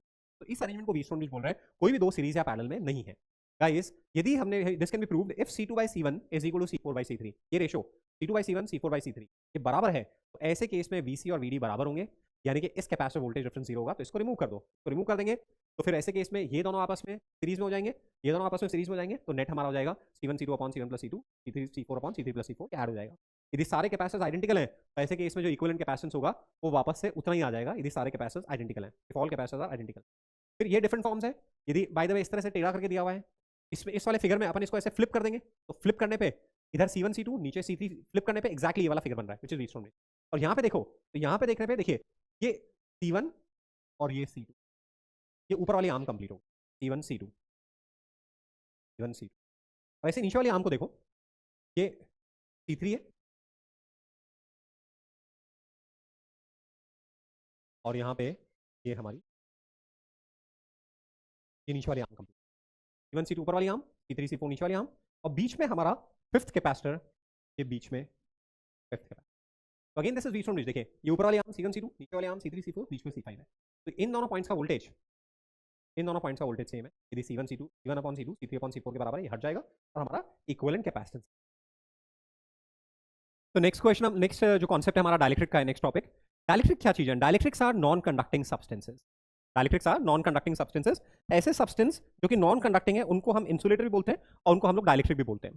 तो डाइलेक्ट्रिक हम लोग कैपेसिटर में डालते हैं तो कैपेसिटर का कैपेसिटेंस एनहांस हो जाता है, कैपेसिटर की दोनों प्लेट्स को मैकेनिकल सपोर्ट मिल जाता है, और कैपेसिटर पे हम लोग ज्यादा वोल्टेज दे सकते हैं पहले की कंपैरिजन में बिना ब्रेकडाउन किए। ये कुछ फायदे हैं डाइलेक्ट्रिक इंसर्ट करने के। तो पहले डाइलेक्ट्रिक होता क्या है, डाइलेक्ट्रिक कैसे एक्सटर्नल फील्ड को अफेक्ट करता है, और डाइलेक्ट्रिक किस तरह से कैपेसिटर का कैपेसिटेंस वेरी कराता है, वो हम लोग देखते हैं।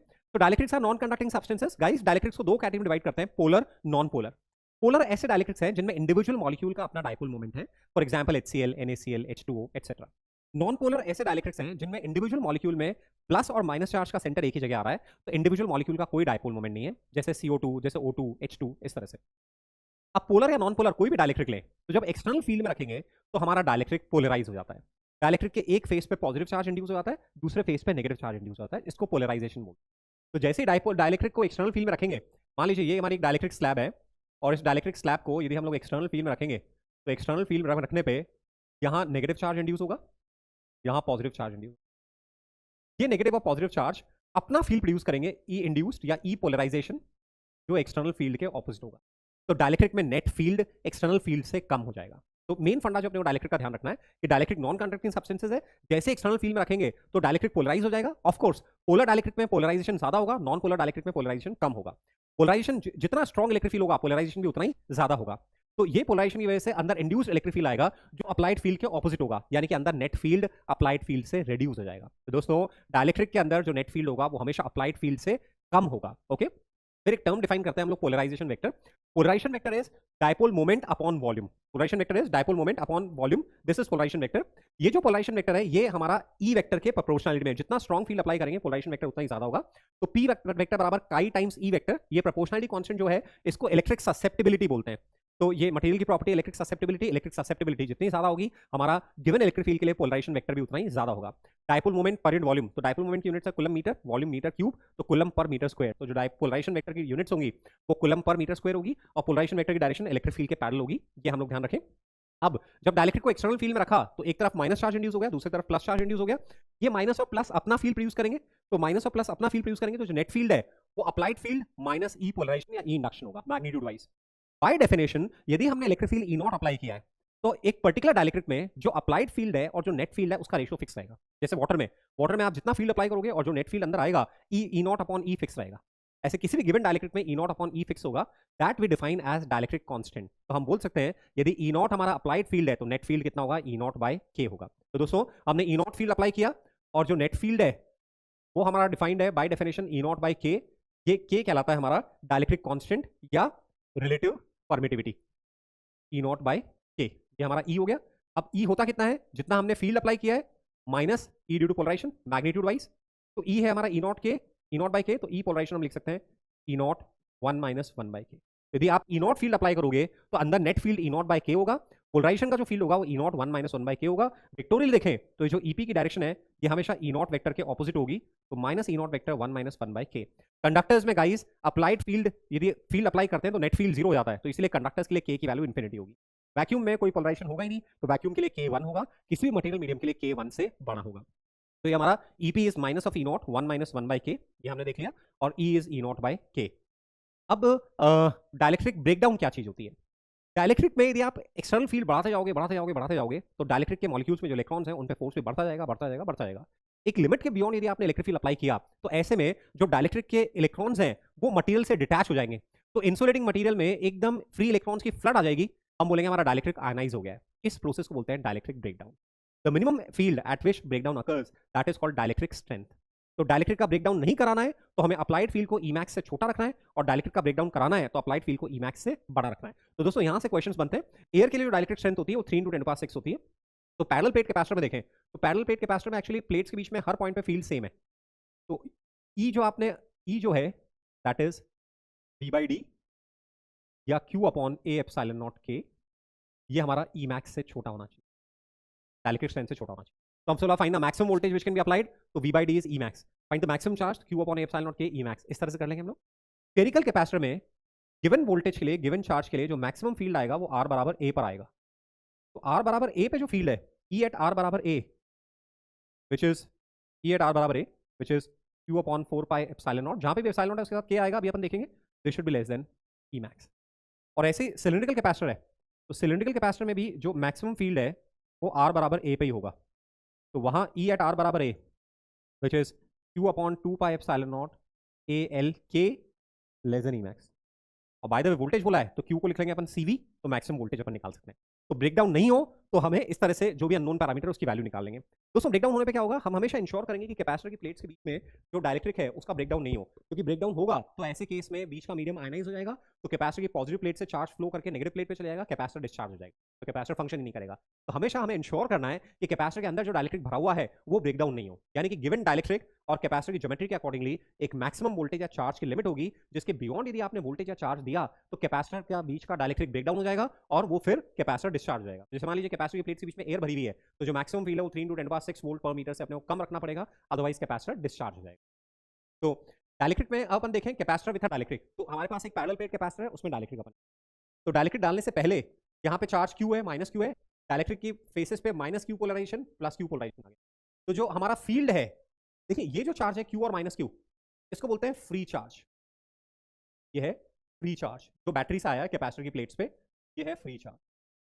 और ये जो माइनस क्यू और प्लस क्यू इंड्यूस्ड है, ये कहलाता है bound charge. Free charge, bound charge. तो जो केवल फ्री चार्ज की वजह से इलेक्ट्रिक फील्ड है वो है applied field E not. E not की वैल्यू है क्यू अपॉन ए एप्सिलॉन। जो नेट फील्ड है बाय डेफिनेशन वो होगा ई नॉट अपॉन के, that is Q upon A epsilon not. Okay, तो हमने फील्ड अप्लाई किया है Q upon A epsilon not, dielectric के पोलराइज होने की वजह से अंदर जो नेट फील्ड है वो है Q upon A epsilon naught के। फिर पोटेंशियल डिफरेंस लिखा ईडी और उसको क्यू बाई सी के इक्वेट किया, तो कैपेसिटेंस की वैल्यू आ जाती है epsilon naught A by D into के। यदि डाइलेक्ट्रिक नहीं है तो capacitance epsilon naught A by D है, और डाइलेक्ट्रिक है तो capacitance epsilon naught A by D into के है। तो हम बोल रहे हैं यदि कैपेसिटर का पूरा रीजन डाइलेक्ट्रिक से फिल कर देंगे तो कैपेसिटेंस के टाइम्स हो जाएगा। जितना वैक्यूम में एयर में कैपेसिटेंस है उसका के टाइम्स हो जाएगा, सी बराबर सी नॉट इंटू के। यदि कंप्लीटली फिल्ड है तो कैपेसिटेंस सी नॉट है, कंप्लीटली एम्प्टी है तो कैपेसिटेंस सी नॉट है, और कंप्लीटली फिल्ड है तो कैपेसिटेंस सी नॉट इंटू के है। ओके, अब चार्ज कितना इंड्यूस हुआ वो हम डाइलेक्ट्रिक के फेसेस पे देखें। तो चार्ज कितना इंड्यूस हुआ, एक्चुअली ये जो इलेक्ट्रिक फील्ड है Q upon epsilon naught K, E polarisation is E naught minus E, that is Q upon A epsilon naught 1 minus 1। ये जो ई पोलराइजेशन है इसको अपन लिख सकते हैं क्यूपी अपॉन ए एप्सिलॉन। ये दो प्लेट्स हो गई, माइनस क्यूपी प्लस क्यूपी की, ये बीच में ईपी कितना प्रोड्यूस करेगी, QP upon A epsilon naught. तो यहाँ से हम ये फॉर्मुला लर्न कर लेंगे कि क्यूपी कितना होगा, क्यू 1 माइनस 1 बाई के होगा। यहाँ से जेन्स में कोई भी है तो ये हम ध्यान रखेंगे कि भाई अपन ने फील्ड ई नॉट अप्लाई किया है, net field E not by के है। यदि कैपेसिटर की प्लेट्स पे चार्ज क्यू और माइनस क्यू है तो जो इंड्यूस चार्ज आएगा वो क्यू 1 माइनस 1 बाई के आएगा। जो पॉजिटिव प्लेट है उसके आगे नेगेटिव, और जो नेगेटिव प्लेट है उसके आगे पॉजिटिव। तो इंड्यूस चार्ज का हमें फॉर्मुला याद रखना है क्यू 1 माइनस 1 बाई के। अब दोस्तों ये जनरलाइज कर देंगे अपन कि जहां पे भी पूरा हमारा चार्ज का सिस्टम डाइलेक्ट्रिक मीडियम में सबमर्ज्ड है, ऐसे में फॉर्मुला में जो एप्सिलॉन नॉट आ रहा है उसको हम लोग रिप्लेस कर देंगे एप्सिलॉन नॉट के से। फॉर एग्जांपल एक पॉइंट चार्ज एक डाइलेक्ट्रिक मीडियम में सबमर्ज्ड है, तो किसी पॉइंट पी पे जो इलेक्ट्रिक फील्ड होगा वो हो जाएगा हमारा, पहले था Q upon 4 pi epsilon not, हो जाएगा 4 pi epsilon naught K R square. यदि हमारे दो चार्जेस हैं मीडियम में सबमर्ज्ड है, तो जहां पहले फोर्स था Q1 Q2 upon 4 pi epsilon naught R square, अब फोर्स हो जाएगा Q1 Q2 upon 4 pi epsilon naught K R square. तो जहां पे भी फॉर्मुला में एप्सिलॉन नॉट आ रहा है, यदि पूरा सिस्टम डाइलेक्ट्रिक में सबमर्ज्ड है, तो हम फिर उस एप्सिलॉन नॉट को रिप्लेस कर देंगे एप्सिलॉन नॉट इनटू कैपिटल के से हम लोग रिप्लेस कर देंगे। ये हमें ध्यान रखना है। तो ये हमारा कैपेसिटर विद डाइलेक्ट्रिक वाला सेक्शन फिनिश हुआ। Now capacitor partially filled with dielectric, अभी कंप्लीटली फिल्ड विद डाइलेक्ट्रिक था, अब है पार्शियली फिल्ड विद डाइलेक्ट्रिक। दो तरह से हम लोग कैपेसिटर को डाइलेक्ट्रिक से फिल कर सकते हैं। दोस्तों यदि कॉन्सेंट्रेशन थोड़ा सा डिविएट हो रहा है, अपनी स्पाइन को स्ट्रेट करिए और थोड़ा सा डीप ब्रेथ करेंगे अपने साथ, है ना, वही जैसे मैंने बता रखा है। डीप ब्रीदिंग में टमी को पहले एक्सेल, टमी को पहले आउट करना है, फिर डायफ्राम आउट होगा, और फिर शोल्डर्स अप होंगे, फिर शोल्डर्स डाउन, फिर diaphragm inside and then tummy inside. एक बार अपन करके देखते हैं।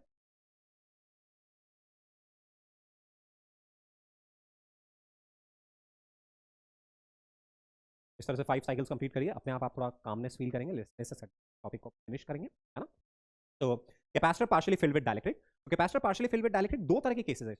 एक जहां पे कि जो डाइलेक्ट्रिक का एरिया है वो प्लेट एरिया के बराबर है, और डाइलेक्ट्रिक की थिकनेस प्लेट सेपरेशन से कम है। तो जितने भी डाइलेक्ट्रिक्स डाले हैं उनकी एरिया सेम है, और जो थिकनेस है, एक की T1 है, एक की T2 है, एक की T, ये केस 1 है। तो पहले केस 1 को डिस्कस करते हैं। तो केस 1 में क्या है, यदि हमारी प्लेट्स पे चार्ज Q और माइनस Q है, ये फ्री चार्ज, तो जो अप्लाइड इलेक्ट्रिक फील्ड है वो है Q upon A epsilon not.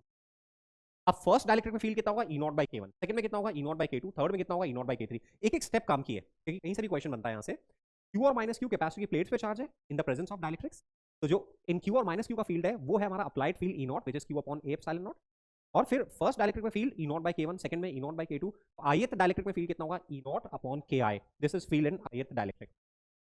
उसके बाद में अब डाइलेक्ट्रिक के अक्रॉस पोटेंशियल डिफरेंस कितना होगा, V बराबर ED, यदि फील्ड कांस्टेंट है तो फर्स्ट डाइलेक्ट्रिक के across voltage E1 T1, second पे E2 T2, तो ith पे EI TI। इस वोल्टेज को सम करके ओवरऑल वोल्टेज के बराबर करेंगे, Q बाई C के इक्वेट करेंगे, तो हमारा इक्विवेलेंट कैपेसिटेंस का फॉर्मुला आ जाएगा epsilon naught A upon T1 by K1 plus T2 by K2 plus T3 by K3 and so. ये हमारा अप्लाइड वोल्टेज का फॉर्मुला है। दोस्तों यहाँ पे मैं कह रहा हूँ, इसको अपन कैसे विजुलाइज कर सकते हैं। अपन ये जो N स्लैब्स थी, यदि यहाँ पे थिन मेटालिक फॉइल्स इंसर्ट कर दें, एक फॉइल यहाँ, एक फॉइल यहाँ, हर इंटरफेस पे एक स्लैब, एक थिन मेटालिक फॉइल इंसर्ट कर दें, तो हम इसको ऐसे N कैपेसिटर्स में ब्रेक कर सकते हैं, first, second, third and so on. और ये सारे कैपेसिटर्स आपस में सीरीज में होंगे। ये C1 हो गया, C2 हो गया, ऐसे लास्ट वाला CN। ऐसे N कैपेसिटर्स हो जाएंगे डाइलेक्ट्रिक सीरीज में। तो जब इस तरह से डाइलेक्ट्रिक्स फील्ड है जो कि जिनका एरिया प्लेट एरिया के बराबर है, और T1 plus T2 plus T3 and so on D के बराबर है, तो आप इनको N कैपेसिटर्स में इंडिविजुअली ब्रेक कर सकते हो। All the capacitors are in series, और इक्विवेलेंट कैपेसिटेंस का फॉर्मुला है epsilon naught A upon T1 by K1 plus T2 by K2 and so on. यदि मेरे को इक्विवेलेंट डाइलेक्ट्रिक कांस्टेंट निकालना है, मतलब एक सिंगल स्लैब से रिप्लेस करना है, तो epsilon naught A upon sigma Ti by Ki, ये इक्विवेलेंट कैपेसिटेंस है। इसको एक सिंगल डाइलेक्ट्रिक से रिप्लेस करना है, सिंगल डाइलेक्ट्रिक की थिकनेस हो जाएगी टोटल थिकनेस के बराबर epsilon naught A by D, और इसको के कर देंगे तो के इक्विवेलेंट आ रहा है हमारा। इसको फॉर्मूला की तरह लर्न नहीं करेंगे, बस आप देख लो कि कैसे करना है।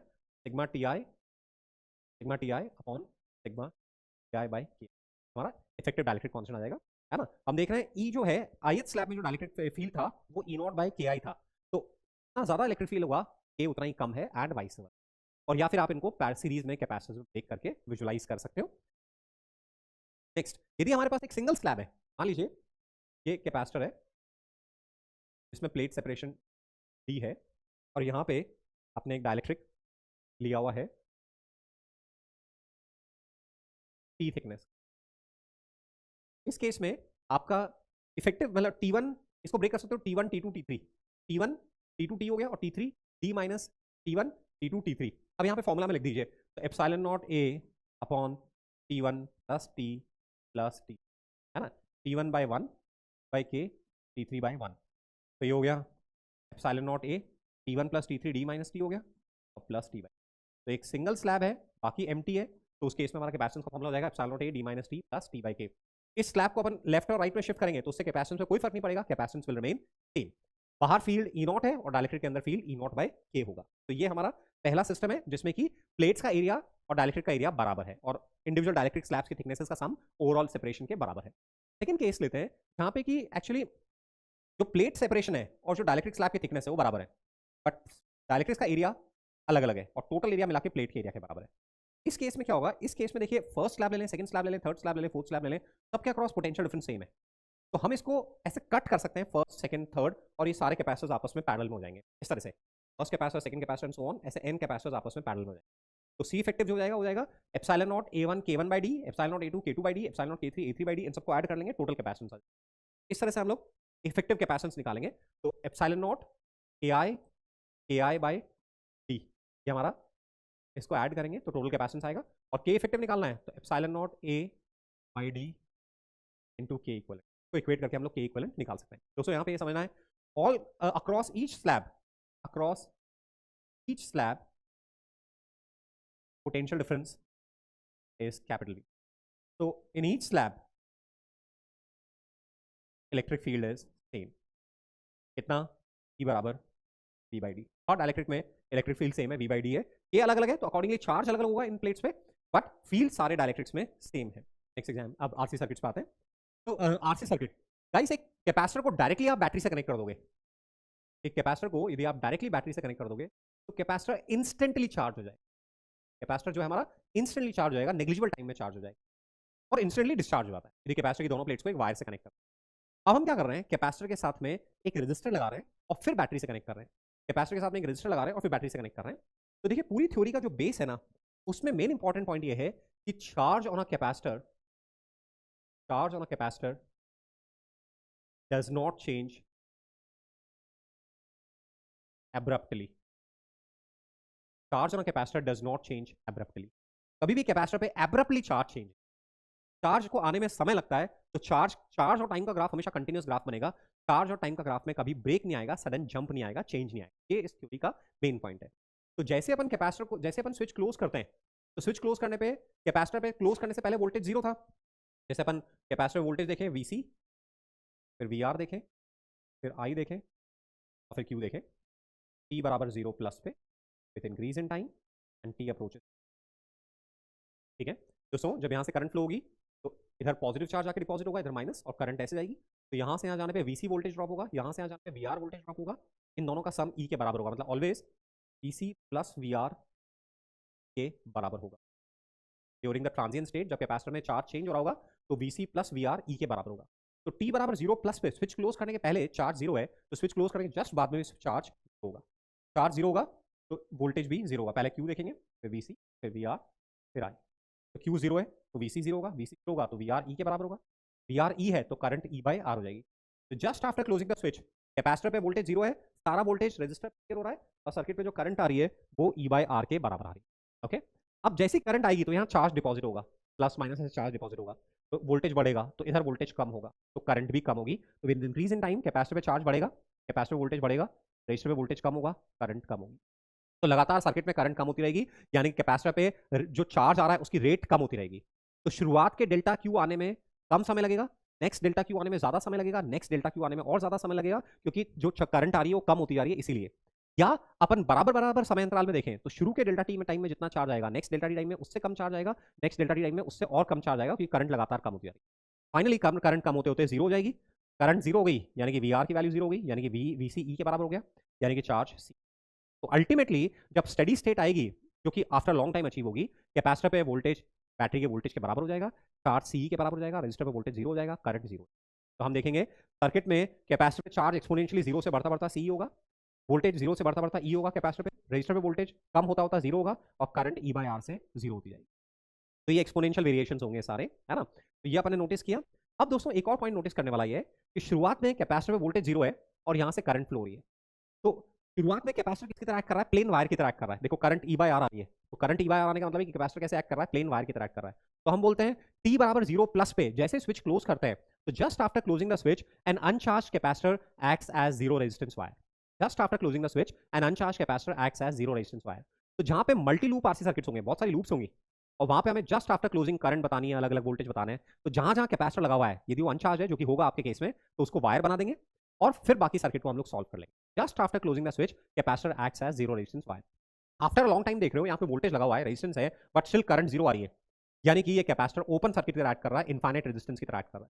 तो after a long time steady state में कैपेसिटर क्या करेगा? ब्लॉक करेगा करंट को। जिस जिस ब्रांच में करंट लगी हुई होगी वहां करंट फ्लो, जिस जिस ब्रांच में कैपेसिटर लगा हुआ होगा वहां करंट फ्लो नहीं करेगी, वो उस ब्रांच में रेजिस्टर वायर बन जाएगा, क्योंकि करंट फ्लो नहीं करे।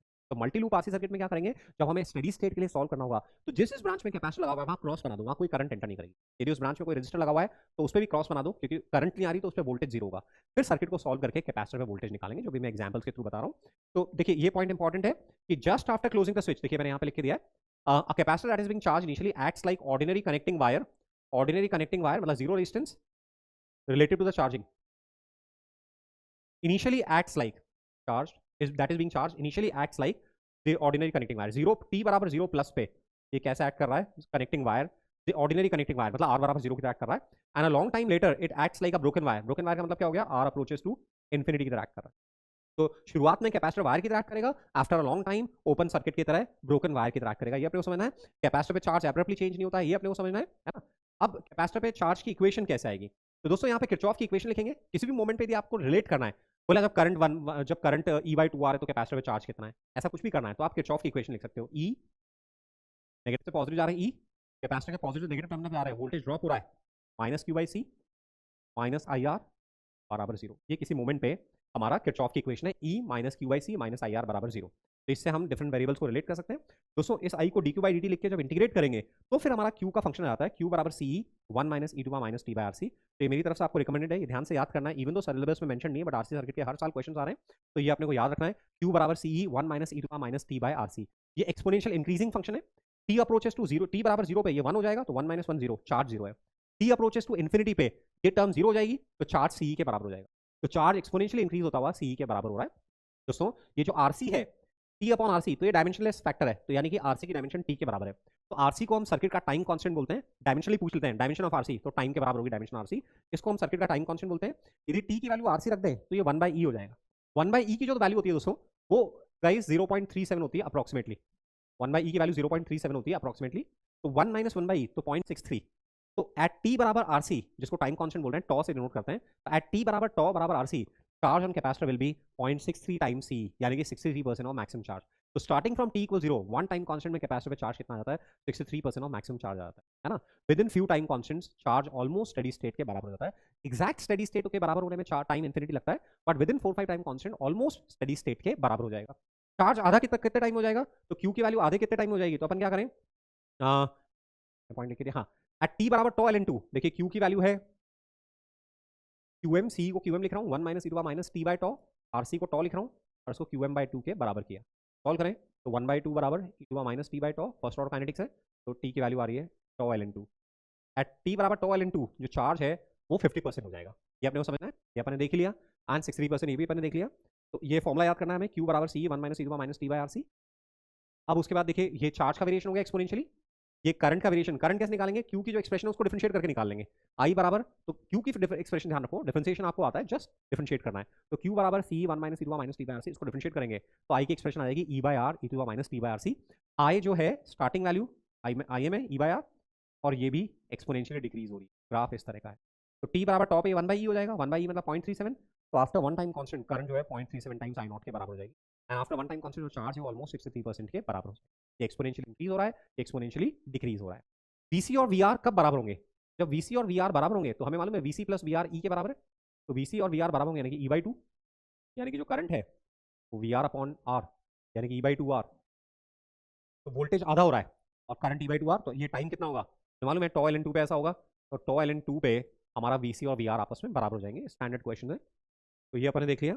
अब दोस्तों कैपेसिटर में पावर, तो हर डिवाइस के लिए पावर का जनरल फॉर्मूला क्या है, V इंटू आई। तो कैपेसिटर में जैसे जैसे चार्ज बढ़ रहा है तो एनर्जी बढ़ रही है, यानी कैपेसिटर को एनर्जी सप्लाई हो रही है। तो ऐसे में rate of transfer of energy that is power transfer to capacitor कितना होगा, VC into I. VC into I है ना, और VC को लिख लेंगे Q अपॉन C। तो T बराबर जीरो पे, T बराबर जीरो प्लस पे क्या है, T बराबर जीरो प्लस पे हमारा चार्ज जीरो है, इसलिए पावर की वैल्यू जीरो है, और T अप्रोचेस टू इन्फिनिटी पे हमारी करंट जीरो है, इसलिए पावर की वैल्यू जीरो है। तो rate of transfer of energy starting में भी जीरो है, फाइनली भी जीरो है, यानी बीच में मैक्सिमम आ रहा है, तो जीरो से मैक्स और मैक्स से जीरो हो रही है। ये भी एक स्टैंडर्ड एग्जाम क्वेश्चन रहता है। तो ये अपन ने चार्जिंग कैपेसिटर के लिए देखा। अब देखिए मैं यहाँ पे मल्टी लूप सर्किट के कुछ एग्जाम्पल आपसे डिस्कस करता हूँ।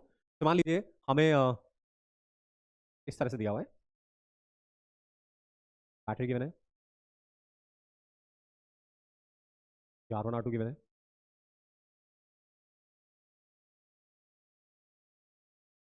हमसे बोला फाइंड चार्ज ऑन कैपेसिटर, केवल चार्ज ऑन कैपेसिटर लिखा हुआ है यानी कि स्टेडी स्टेट। तो स्टेडी स्टेट चार्ज में, स्टेडी स्टेट चार्ज ना, find charge on capacitor, time नहीं बता रखा है तो इसका ना steady state charge, find charge on capacitor. ऐसे में मैंने आपको बताया कैपेसिटर करंट को ब्लॉक करता है, तो यहाँ कोई करंट फ्लो नहीं करेगी, यहाँ जो कोई करंट फ्लो नहीं करेगी, करंट केवल इधर इधर फ्लो, करंट ऐसे फ्लो है ना, यानी कि R1 R2 सीरीज में आ रहे हैं स्टेडी स्टेट में। तो कैपेसिटर वोल्टेज कितना होगा स्टेडी स्टेट में, कैपेसिटर पे जो वोल्टेज होगा जितना R2 के अक्रॉस है वोल्टेज उतना होगा।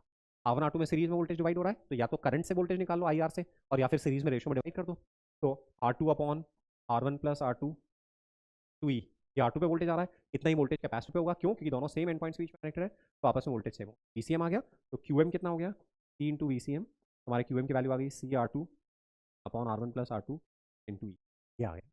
ऐसे मान लीजिए जैसे ये बैटरी है और R1 है, R2 है, R3, स्विच को T बराबर जीरो पे क्लोज किया अपन ने, हमसे बोला find I1 I2 I3 Q A just after T बराबर zero, B at T approaches, ये हमसे पूछा। तो T बराबर जीरो प्लस पे मैंने बताया कैपेसिटर अनचार्ज है तो वायर की तरह एक्ट करेगा, है ना, तो कैपेसिटर वायर की तरह एक्ट करेगा, तो आपका सिंपली सर्किट बन गया T बराबर जीरो प्लस पे, ये बैटरी है, R1 है, R2 है, कैपेसिटर वायर बन गया। अब जैसे सीरीज पैरेलल का नॉर्मल सर्किट होता है, सॉल्व करके आप I1 I2 I3 निकाल सकते हो कितनी होगी। Long time after, long time after closing the switch capacitor current को ब्लॉक करेगा, तो इसलिए कैपेसिटर वाली ब्रांच में कोई करंट नहीं जाएगा, करंट केवल ऐसे, ये जो कैपेसिटर वाली ब्रांच है इसमें कोई करंट हमारी R3 जो है वो बेकार हो गया, तो जस्ट यहाँ करंट जा रही है, ठीक है। तो R1 R2 सीरीज में आ गए, तो जो कैपेसिटर पे कितना वोल्टेज होगा जितना R2 पे वोल्टेज होगा, R2 पे वोल्टेज अभी निकाला था अपन एग्जांपल में, दोनों सीरीज में, तो R2 पे वोल्टेज आएगा, वही कैपेसिटर वोल्टेज आएगा, तो ऐसा अपन स्टेडी स्टेट में वोल्टेज निकाल लेंगे, चार्ज निकालेंगे। तो जीरो प्लस पे हमें कैपेसिटर को वायर की तरह डील करना है, and after long time capacitor को इनफाइनाइट रेजिस्टेंस की तरह ट्रीट, ओके। डिस्चार्जिंग का सर्किट, कैपेसिटर डिस्चार्ज हो रहा है, तो हमने क्या किया है, एक चार्ज कैपेसिटर है और चार्ज कैपेसिटर को एक रजिस्टर के अक्रॉस कनेक्ट कर दिया, तो जैसे ही कनेक्ट करेंगे तो दोस्तों यहाँ से DQ DQ चार्ज निकल के रजिस्टर के थ्रू होता हुआ माइनस DQ से कैंसिल होने लगे, तो सर्किट में चार्ज कम होने लगेगा। यहाँ पे हमेशा, क्योंकि दोनों सेम एंड पॉइंट्स के अक्रॉस है, तो देखो यहाँ से यहाँ जा रहे हैं तो वोल्टेज VC से बढ़ रहा है, इधर से इधर जा रहे हैं करंट की डायरेक्शन में वोल्टेज VR से कम होगा, बराबर जीरो, तो हमेशा कैपेसिटर और रजिस्टर पे वोल्टेज बराबर होगा, क्योंकि दोनों सेम एंड पॉइंट्स के अक्रॉस है। तो कैपेसिटर पे चार्ज लगातार कम हो रहा है, तो कैपेसिटर वोल्टेज कम हो रहा है, यानी कि रजिस्टर पे वोल्टेज भी कम हो रहा है, तो करंट भी कम होती रहेगी, VC VR I सब रिड्यूस होते जाएंगे और फाइनली जीरो हो जाएगा, तो कैपेसिटर कंप्लीटली डिस्चार्ज हो जाएगा। तो जितनी कैपेसिटर में इनिशियल एनर्जी स्टोर थी वो सारी की सारी रजिस्टर में हीट के फॉर्म में डिसिपेट हो जाएगी, जितना कैपेसिटर में एनर्जी में लॉस आ रहा है वो सारा रजिस्टर में हीट की फॉर्म में डिसिपेट हो रहा है। तो हम किरचॉफ की इक्वेशन लिखेंगे, तो यहाँ पे Q/C माइनस IR बराबर जीरो, फिर उसको इंटीग्रेट करेंगे तो हमारा चार्ज का फंक्शन आएगा QM starting charge e to the minus T/τ, है ना। करंट यहाँ पे minus D Q by D T होगी, यानी चार्ज कम हो रहा है, तो करंट का फंक्शन हो जाएगा I naught E to power minus T by two. तो करंट का फंक्शन तो वैसे ही जैसे पहले था, चार्ज अभी 1 माइनस नहीं होके Q naught E to power minus T by two, क्योंकि चार्ज कम हो रहा है। After one time constant charge 30% 37% ही रह जाएगा, 1 बाई ई तो 37% ही रह जाएगा, यानी कि 63% चार्ज हमारा रिड्यूस हो जाएगा। ये डिस्चार्जिंग सर्किट है।